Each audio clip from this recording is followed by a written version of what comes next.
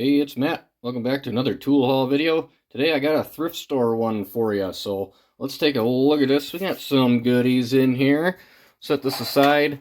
And I don't know what I paid total. This is a couple of different days. So basically, the sockets, they're like usually 50 cents to a quarter a piece. The wrenches are sometimes 50 cents to $1.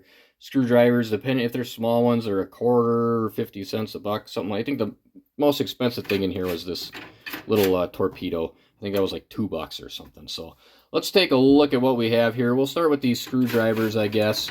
Let's see here. What do we got? Got a Craftsman, not in the greatest shape, but it's an older one. It is a VF.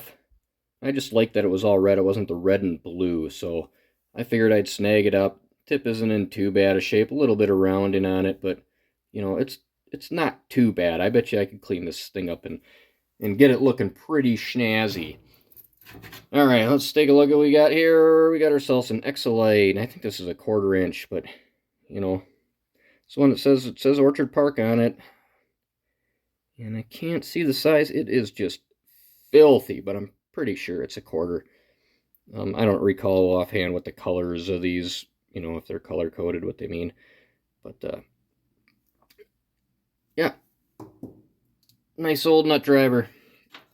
What else we got here? Oh yeah, I snagged this thing up.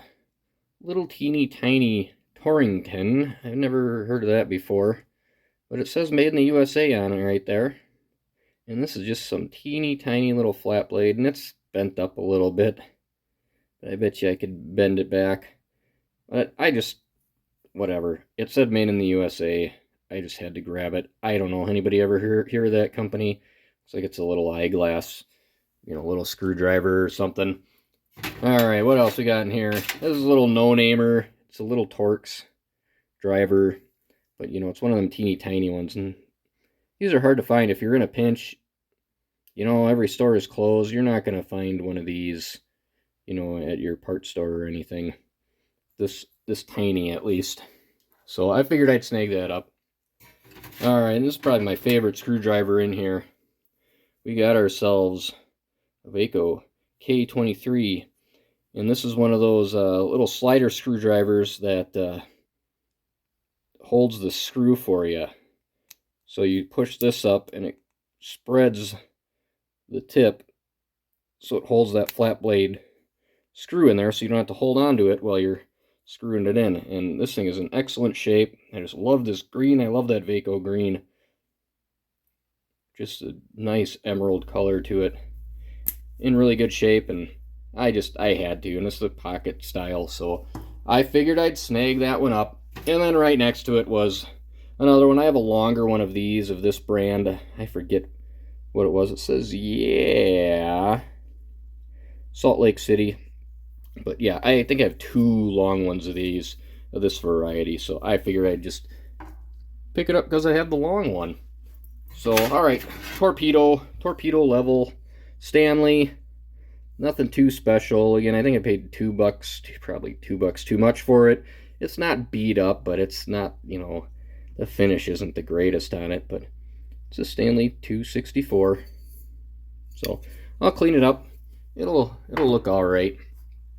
Alright, should we go sockets or wrenches? Let's go wrenches. We'll start with this one. This one caught my eye. A little Herbrand 13/16. I just like the panel in here, this cutout.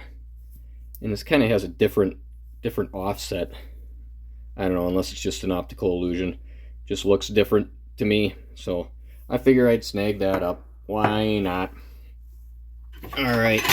And then you guys have probably all seen one of these before. It's an Indestro. It doesn't say Indestro on it, but it most likely is an Indestro 7/8 3/4. And I just picked this up because I see these all over the place, and I just never bite on them and whatever. This one was just dirt cheap, and it's beat up. It's probably never going to get used again, but I just like the shape of it. This would be a good wall hanger or something.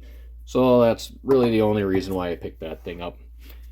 Alright, we got one more combination wrench in here, and I don't know, this is one of those things where, it's bent. Should I even pay for something like this? It's in pretty bad shape. But, it is a Proto Pebble 5/8. So, whatever, for a 1/4, I figured I'd grab it. It's in really rough shape.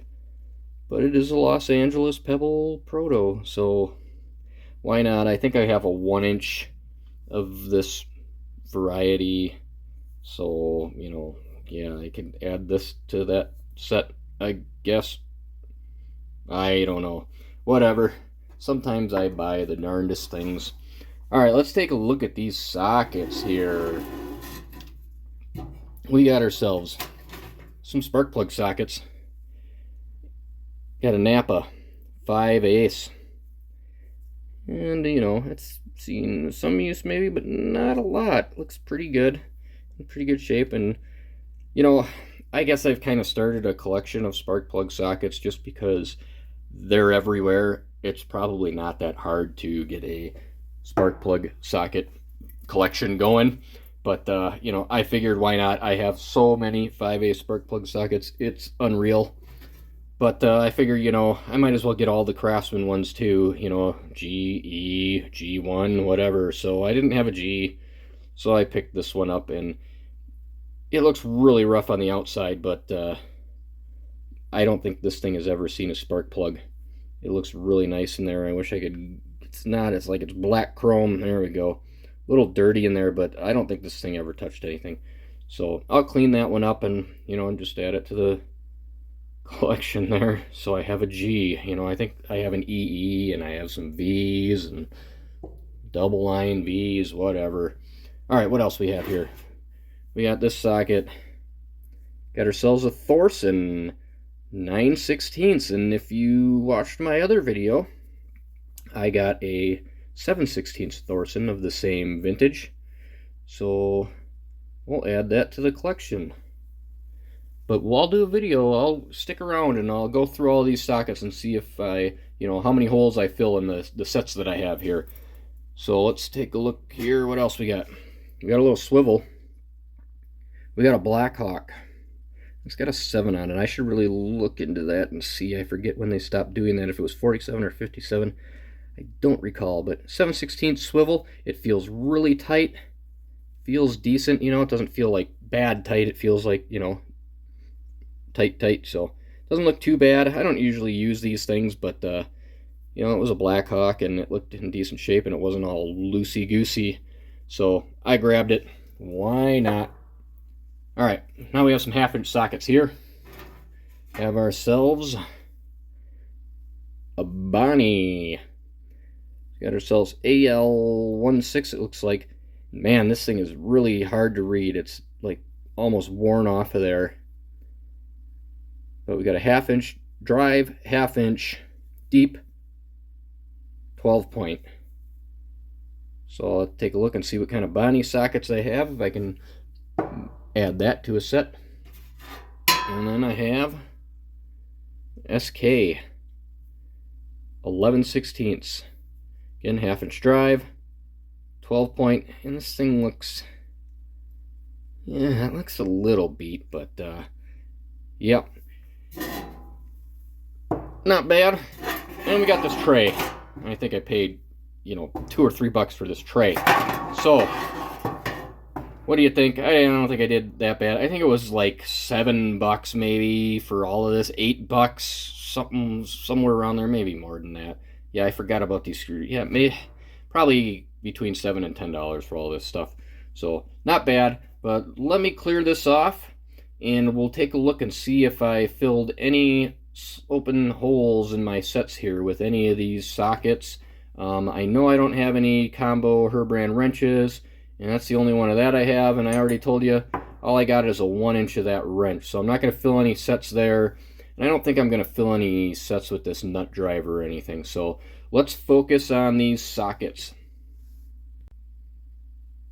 Alright, it's going to be hard to fit everything in here, so we're going to do this kind of weird, but alright, we got our spark plug sockets that I had, the Napa one and the Craftsman one. I don't have any other Napa sockets, and Craftsman G, it's just going to go in my, you know, collection, so we'll get rid of those over there. Let's get rid of these 3/8 here first. So we had a 3/8 drive, and it was a Thorsen 9/16, so I got my 3/8 off camera over here, so let me grab what I have, a Thorsen Deeps. And again, all I had was that 7/16 from the video a couple of videos ago, and that one. So we'll add throw a 9/16 in there. So I added one to the set there. So we'll get those in the overflow box there. And again, I checked my in-use sockets, and I already have a 9/16 deep 12-point and a 3/8 drive, so I don't need to put that Thorsen in there. And what else did we have? We had this little Blackhawk swivel, and I do not have any other Blackhawk swivels. I have some Blackhawk sockets, but no swivels. The only thing I have a swivel in is a Bonney here. So I have a 9/16 Bonney. So I might be able to make a, mismatch set of these if I get some more. That'd be kind of fun. But that's all I got. So we're going to throw that Blackhawk one in with all my Blackhawk sockets. Throw that Bonney one back in there. Alright. Now we got those two 1/2-inch sockets. Now I had a 1/2-inch SK. I think that was an 11/16, and we have a 1/2-inch deep. And this one was, what was this? Oh, it was a Bonney. Alright. So, Bonney, 1/2-inch, 12-point, deep. I got all of my 1/2-inch drive sockets in here, and there's only one deep Bonney in there, and that's this older one. I think I got this in an earlier video, so probably of a different year, so definitely doesn't go with it. But alright, so if I can't fill a set in there, do I have one here? I do have a 1/2-inch in my 12-point deep in-use socket, so let's take a look at that one and see if I can replace it, or if I should keep this one in there. And we got a Craftsman. It is a G, and that's usually what I like to use. I don't mind the G sockets. I don't know, what's your favorite Craftsman socket to use? If I'm using any, I really like the G's. I have some STs. That's the most complete set that I have, is the STs, and I've been using those forever. I haven't had any issues with them. They do seem like they're not machined as well as the G's. But again, if I get Craftsman sockets and I'm going to use them, it'll be the G variety. So let's get back to this. I'm rambling. Bonney, not going to put it in there, so I'm going to throw it in my overflow, and if I get any more Bonney 1/2-inch, I'll add it to there. I do have a bunch of Bonney shallows, but again, it's hard to find deep sockets out in the wild. You don't often come across them. I guess they haven't been making them for as long as they've been making shallow sockets, but it is what it is. I got one added to the overflow. Now we got an SK, and let's double check. I think it was an 11/16. Yeah, 11/16. It's not a Wayne. It's not an old knurled one, so it's nothing crazy. Just a good used socket, and this would be something that I would put to work. Just start using it right away. It doesn't look too bad. The flats look actually pretty pointy, pretty good. Don't look rounded off. So let's take a look at the 11/16 that I have in here. See if I can replace this. I already checked my SK box. I don't have any 1/2-inch drive deep SK sockets. This is the only one that I have in my overflow. So what do I have here for an 11/16?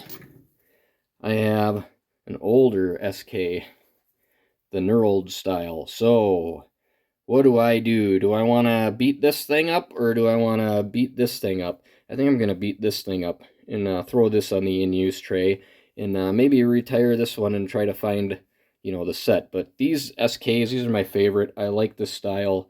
Just any of the older sockets like this. If you saw that Bonney socket's kind of like that. I just really like that style. And then if we pull one of these out, that's the old snap-on of that style. I just like this era, the early 50s. I believe this is like a late 40s, but in this era with this styling. But let me make a note of something here for you about these SKs. If you get the SKs that say chrome on them, and I believe some later ones, maybe even into the, I don't think they went into the Wayne.